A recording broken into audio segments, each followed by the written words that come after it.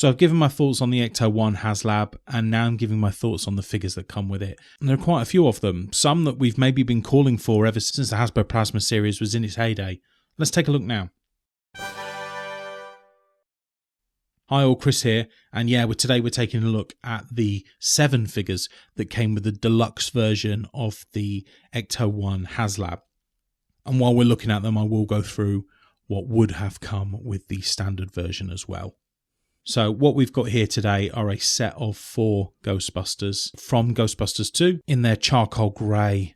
Are these the Weirback outfits? I can't remember. I think they are the Weirback outfits, or that's what they're sort of termed as. But these are the charcoal grey outfits that we don't see a great deal in the movie, pretty much only in the montage sequence from the second film, but have kind of become cult favourite outfits, really, and outfits that we were calling for ever since the Hasbro Plasma series was first out. Considering that Hasbro seemed to be enjoying reusing molds and, repaints of the original 4 Ghostbusters, this seemed like a no-brainer at the time to bring out the charcoal grey version. So I'm really glad that they're there. But yes, so the 4 Ghostbusters with 4 proton packs and 2 slime blowers, which we'll get onto. We also have a fantastic Slimer figure, which we've finally been calling for ghosts for ages for this Plasma series and just never got them, other than Gozer, I guess, or a ghostly Egon, but just, like the classic ghosts, so that we've got Ghostbusters actually fighting something. So yeah, really pleased with that. We've also got the Library Ghost as well in her more human spectral form, not like the Diamond Select version that is full-on scary ghost version.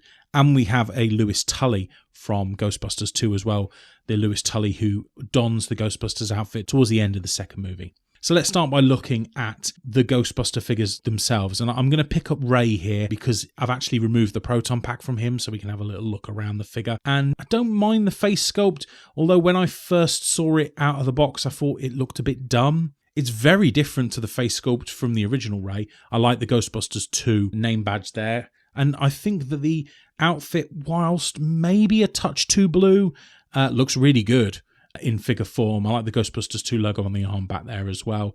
And yeah, I think this is really nice. I think that it's not totally different to how it looks in the original. I like some of the belt gadgets on there that are more reminiscent of Ghostbusters 2. It's this face sculpt that I can't tell if I love it or not. But we'll have a look at the Ghostbusters 1 version alongside it in a second. I don't mind it. And you can see that there is that lug on the back as well to push the proton pack into. Let's have a look at articulation. There's full 360 degree head movement, and there is a good upwards and downwards movement on the neck as well. We've got a standard T-pose. The arm twists at the shoulder and at the top of the upper arm. There is a double joint in the elbow, which is nice. And there is the sort of standard twist and upwards downwards pivot on this arm as well. So everything to make it easier for the Ghostbusters to be put in a position where they're holding those neutrino wands. So I appreciate that. There is a reasonable amount of movement on an ab crunch, and it turns, twists at the waist as well. The leg kicks out about 75 degrees straight out, about the same forwards, and I would say about 45 degrees backwards. There is a twist at the top of the leg as well. There is a double joint in the knee, and there is, the standard twist and pivot that comes with those feet as well. That forwards and backwards movement's quite nice on that ankle. So I think that articulation is pretty good on these figures. I'm not going to look at articulation of all of the Ghostbusters because they're all effectively the same, but we will take a look at all of these head sculpts. This Venkman is weird. I don't know. I do not like this Venkman head sculpt at all. I think it looks like Bill Pullman, the president from Independence Day. It just looks odd. But yeah, let's take a look at the proton pack. Very little has changed on here. There are some paint detailing that sort of separates it from the Ghostbusters 1 packs. So I like that they've used that attention to detail. And as with the previous packs, the cyclotron, there is a different red circle coloured differently on each of the 4 proton packs that the Ghostbusters have. And now we'll come to Winston's face, and I think this is a travesty. This is a disgraceful looking face mould for me. Do not like this Winston at all, and you will see when we get the Ghostbusters 1 Winston, they look nothing alike. And I know you're going to say that he doesn't have a mustache in Ghostbusters 2 and his hair is slightly, longer in Ghostbusters 2, and that's right, but he doesn't look anything like Winston. So yeah, I don't love this face sculpt at all. We will swiftly move on from that. And then there is Egon, at a first glance, I think looks all right. I like the smirk on this Egon. It very much reminds me of the beginning of Ghostbusters 2 when he's sort of toying with those people doing the experiments, and he says, he gives a little smirk at the end of it where he's like, let's see what happens when we take the puppy away. And it just gives me that sort of vibe. You will see when I get the other Egon face sculpt out, I don't think this one actually holds up. But yeah, I do love the smirk. We've then got the library ghost, and I think this is a fantastic figure. I think that the pink translucent look to her body is awesome, and I love the level of detailing on her dress as well, sort of intricate painted detail on there. I love that one of her fingers is also in that shush motion, because that is exactly how you remember her from the movie, and I just think it's really lovely. And there is a nice, less translucent and more opaque towards the bottom. There's a nice stand on there as well that you can see just pushes in at the bottom. And yeah, I just think this is a lovely, lovely accessory, and I think a compliment to the Ghostbusters figures. And let's look at articulation as well. There is full 360-degree head movement. There is a reasonable amount of upwards and downwards motion. There is only a sort of single twist joint at the top of the shoulder and a single elbow joint as well, although the hands do twist and pivot as they do on any other Hasbro figure. I guess they didn't need that much in the way of articulation. There's a bit of twist in the waist as well, but actually it's funny because there doesn't really need to be twist in the waist, because you can't tell what the front is and what isn't the front. So if you twist her, it just looks like she's facing in another direction anyway. But I really, really like that figure. I think it's super well made and goes very well with the Ghostbusters. Let's look at Louis Tully now as well. And I think this might be the best face sculpt in the pack. I think it really looks a lot like Rick Moranis, and it's well painted as well. So I have absolutely no issues with this face sculpt. I like the touch that he is wearing the Spengler boiler suit as he does in the movie. So that's nice with the Ghostbusters 2 logo on it as well. So I do love this figure. I have this exact figure in the Diamond Select, and it's my favourite Diamond Select figure. So I love there. You can see the PKE meter accessory on there as well. That is a normal accessory that comes away, and we'll have a look at that with all the other accessories in a moment. But this is probably my favourite figure of this lot. I think it's well made. I think the sculpt is great. But here's the other challenger for my favourite figure here. Oh, all my other figures have fallen down. Never mind. Yeah, Slimer. And how long have we been waiting for just a normal ghost to go with these Plasma Series figures? This guy looks great. Yeah, really nice scale to him. Nice and big, nice and bulky, really weighty. And I love that we've got a Slimer without his tongue out as well. I'm tired of seeing all the tongue out Slimer. Yeah, it's a great looking Slimer. The level of sculpted detail on here, all these different folds, and there is like a nice looking shadowing to the folds as well. Nice classic Slimer bum there as well. That's what we like to see, And, the hands and arms are good as well. There is a small amount of articulation to this figure. It is sort of a single joint at the top of the arm, and a twist and pivot in the wrist as well. So you can get him into a few different sort of grabby, reaching poses. But yeah, I really like this guy. I think it's well painted, really well done. And again, another figure that's going to look great. There's the stand for it. And it's going to look great on the shelf. It really is. Super pleased with Slimer. I think he's awesome. But a bit of a mixed bag with all the rest. And yeah, I'll also just go through all the accessories here as well. There are quite a few of them, but once you've put bits together, it does look like far less than what there is on here. But we'll start at the back. We'll just go with the usual. The proton streams here, they are the same colour as they are in the original 4 Ghostbusters from Ghostbusters 1. And some of the ones from Afterlife, I believe, as well. I think at least some were purple in Afterlife. But yeah, it's sort of the standard colour they've been using for proton streams. And these proton streams push onto the end of the neutrino ones. So we'll just pick one of those up to show you. Yeah, so it just pushes on nicely like that.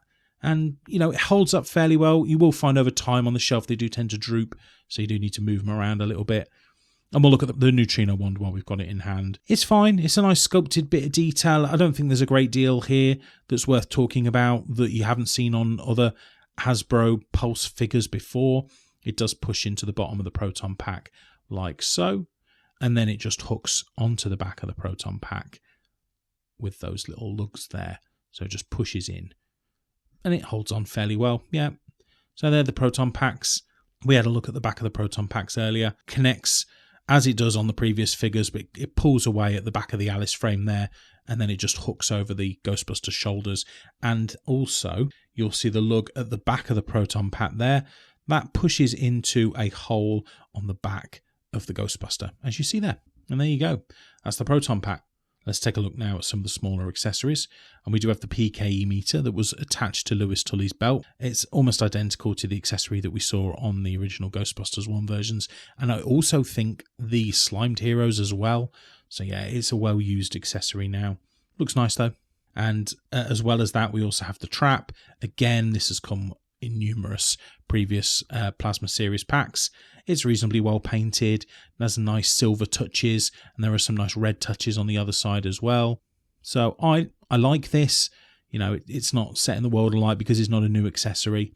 Let's also look at the books that come with the Library Ghost as well. So this is the open book that you can make it look like she's reading, and it is a copy of Tobin's Spirit Guide. So that's really nice, a really nice touch. I find it cheating that she's reading that, though. That's not fair. You know, that's for us. And then we've got a small stack of other books. Yeah, it does feel like a missed opportunity to not have a large stack of books like this symmetrical book stack in the Philadelphia Mass Turbulence of 1947, was it? So yeah, why wouldn't you do that? It seems like a missed opportunity to me. Moving on from those accessories, we do also have the thermal mug from the Ghostbusters 2 advert starring Janine and Lewis. So I like that. It's a nice touch to have the thermal mug and the balloon for the kids, which we will take a look at now as well. This balloon's a lovely little accessory, you know, considering the size of it, to get that level of detail on the little decal, I imagine it is. Yeah, I think that's really nice. It doesn't really fit inside the mug as it does on the advert, but you can get Egon to hold them both, so that's good. And then we have the toaster from the film, and I think this is a bit of a miss. I don't love it. I think there's a lot of that blooming from the using just a generic silver plastic. And I hate that on the top, you'll have a look now, look on the top, they've not blacked out where the gaps are. It looks cheap. It looks like it's half finished. Slime blowers are great though. If anyone who's seen the slime blowers in the Diamond Select knows, these look great on a figure. And these are really well sculpted and painted as well. So I really, really like these. I think that a really smart looking accessory. Lots of great painted detail and sculpted detail on here. Really gone to town on the slime blower. And I can't wait to have at least one of either Winston or Ray in the slime blower on my shelf. So yeah, love that. One of my favourite ever Ghostbusters accessories. With the slime blower, you get a number of these little pipes. So you got 3 per slime blower because they go from the blower part to the back part. I'm afraid I don't know the technical details of the slime blower, but the gun part has 3 little notches that it goes into. And this again, nice sculpted detail and painted detail on here. Obviously there are the 2 grips for the Ghostbuster to hold on to, and the supposedly leather strap that will go around his neck as well. Again, it's really nice detail on this. So the pipes would go into the 2 lugs at the back and the one at the bottom. And then the only other accessory is the other part to the slime blower. I won't really look at the slime because we'll see that when it comes out of the slime blower. But the slime there as well is really nice. And so before we talk about the figures in general, let's have a quick look at these head sculpts. So here's Ray first, and I don't know which one I prefer. Like when I first saw this one from the Haslab, I thought, ugh, it looks horrible. But now I've put it up against the Ray from Ghostbusters 1. I'm not really sure. I think his eyebrows are a bit too crazy on the Haslab version. I feel like Dan Aykroyd has always been a really difficult face to get right. As I remember seeing in all the different Mattel versions and the Diamond Select versions, it's really hard to get that likeness right. So I don't think it's that bad. I really don't. I'm warming to the Haslab version more and more, I think. And now let's look at Winston. And this one I think is a bit of a travesty. As you can see here, I think the Ghostbusters 1 Winston is the best head sculpt out of the lot. I really think it's a brilliant face sculpt. And I think the Ghostbusters 2 one looks pretty awful. The skin tone is totally different for one. I think it looks better on the first version. I like that they've made the distinction between the hair in the first 2. So I like that the hair is bigger on the second one because that's how it looks in the movie. And obviously the fact that he doesn't have a moustache. But other than that, I really don't like this face sculpt at all. No, not for me. Sorry. Same with Venkman, really. You know, when you put him against the Ghostbusters 1 version, Whereas you might feel that there are certain elements that it gets right better in the Haslab version. That smirk on the first version, these head sculpts are totally different, like completely different characters, completely different people. But I just don't think the one on the right represents Bill Murray. Even if maybe there are certain elements that are more reminiscent of Bill Murray, the aura that first face sculpt gives off is just peak Venkman. And I just don't think that the second one gives any Venkman at all. Like I said, it looks like Bill Pullman to me. Hate it. Yeah, hate this face sculpt. Terrible face sculpt. And then lastly, Egon. And as I said before, the smirk is great. But actually, when you look at it against the original Egon, I really, really like the first Egon. And the second one looks a little bit, I don't know, predatory. It's not a great look, actually. I think his glasses are too far down on the second one. Hair colour's totally different as well. So again, I feel personally like this is another win for the Ghostbusters 1 figures. Although I will concede that the smirk on the second Egon is awesome, and I wish that was on the first Egon. But in general, I prefer the face sculpt for the first one. So I think other than maybe Ray, I think that the face sculpts on the original Ghostbusters are still better. But tell me in the comments if you disagree. You might well. I mean, I think it's absolutely fair if you do. But yeah, let's have a look at these figures on screen, in poses. And like I say to you, it's a mixed bag, I think. I think that the face sculpts let it down.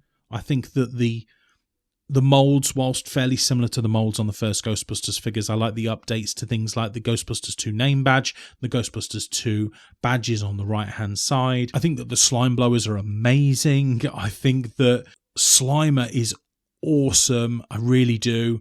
I think that Louis Tully is great. I know we haven't looked at him too much, but he is a fantastic figure, as is the Library Ghost as well. I think that they are... Those three, so Slimer, the Library Ghost, and Louis Tully, they are the three winners in this pack. It's an odd one, really, that the Ghostbusters seem let down by their face sculpts when they've been doing these face sculpts for ages. They've already done them in the Ghostbusters 1 pack and in the Slimed Heroes, and they thought they looked great in both of those. I thought that the old age updates that they did to these face sculpts in the Afterlife packs were really good as well. I still think all three looked like their characters, and they've just veered away with this one. They've clearly tried to set them apart. I don't know, I just don't like them. I think this doesn't bode well for that pack of 4 that's supposed to be coming out, the Rooftop Showdown pack or whatever it was called. I don't know. If it was me, I'd still be trying to get second-hand versions or old clearance versions of the Ghostbusters 1 sets from the Hasbro Plasma Series Wave 1. But that's just me. Let me know in the comments what you think. I love the figures in general. I think they look great on the shelf. I think it's just when you get close. I'm probably being really harsh on the Ghostbusters figures, on the face sculpts. But I don't know. I just want more. That being said, as I say before, the Slimer is incredible. Louis Tully is great. The Library Ghost is fantastic. And some of the accessories are really inspired. I really love the thermal margan-free balloons for the kids. I think that's a lovely touch. I really love that they put the toaster in, even if they didn't quite nail the landing with it. I think that the slime on the slime blower, that looks really impactful as well. Totally different to how it looks on the Diamond Select figure, if you've seen that one. Very different look to it. This is more translucent than opaque, so they've gone a different way with it, but I think it's really nice. And I know this is a really small thing. They should have given us Christmas hats. They absolutely should have given us Christmas hats for these 4 Ghostbusters, especially even considering that the Haslab was landing just before Christmas. These suits are synonymous with Christmas in Ghostbusters 2 when they're wearing Christmas hats while they're catching ghosts almost exclusively in these outfits. So I really wish they'd included Christmas hats for these guys. I think that would have been a lovely touch. I just feel like all we're missing now is a Vigo, right? Maybe a Janosch, and that would finish this set off perfectly. We'll have to see if that ever comes. My money's on no, but yeah, drop in the comments and let me know what you think of the figures. I'm really interested to know whether you guys like them, whether you think the face sculpts are better. Perhaps I'm talking absolute nonsense. Let me know in the comments, as I'm sure I am. Also, please pop a like on the video if you've enjoyed it. This is sort of the end of my sort of rundown of the different Haslab elements. Give me an overall view of your Haslab. Do you like it? Do you not like it? Are you glad you didn't back it? I'd be interested to know. Please also subscribe to the channel if you would like more action figure reviews and news. Our community would love to have you here. But regardless, if you've not checked out the Ecto itself, why not watch that video next? Thanks so much for joining me today. I hope you all take care. Bye now.